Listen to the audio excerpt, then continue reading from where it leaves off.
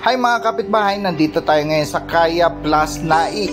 Nakikita nyo marami tayo ngayon mga bisita kasi open house, kaya kahit makulimlim nandito sila.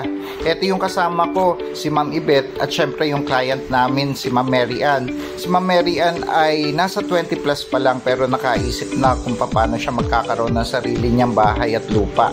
Kaya eto, namimili siya ngayon kung ano yung gagawin niya at kung saan siya pwesto.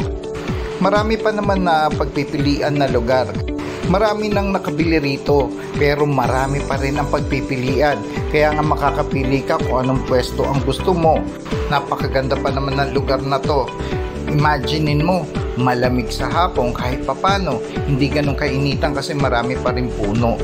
Kaya nga si Ma'am Mary Ann, namili siya kung saan siya mas convenient, lalo na malapit pa dun sa gate ang pinili niya.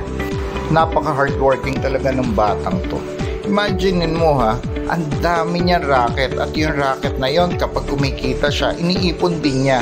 Kaya naisip niya, bakit nga naman siya bibili ng kotse or ng mga mamahaling gamit or mamahalin na gadgets? Samantalang po pwede naman siya mag-invest para sa sarili niya at para sa future niya.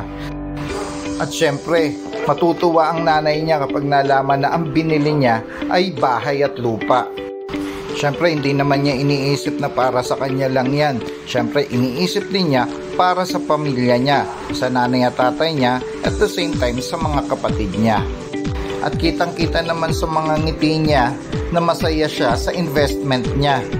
At dahil nga open house ngayon, eto at merong mga games para sa mga nagpa-reserve ng bahay.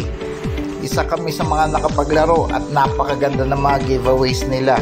Merong ballpen, merong chocolates, at iba pa na mag-e-enjoy ka kapag na-receive mo. Ako nga nakakuha rin ng ballpen.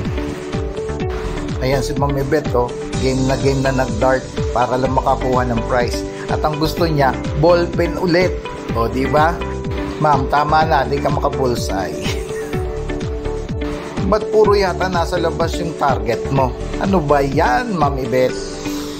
At para naman kay Ma'am Mary Ann, congratulations sa'yo. Tama yung ginagawa mo. Unahin natin kung ano yung pwedeng maging para sa'yo. At ipagdadasal ko na i-bless ka pa ni God kasi alam ko kung ano yung mga layunin mo. Again, congratulations Ma'am Mary Ann and welcome to Kaya Home Plus.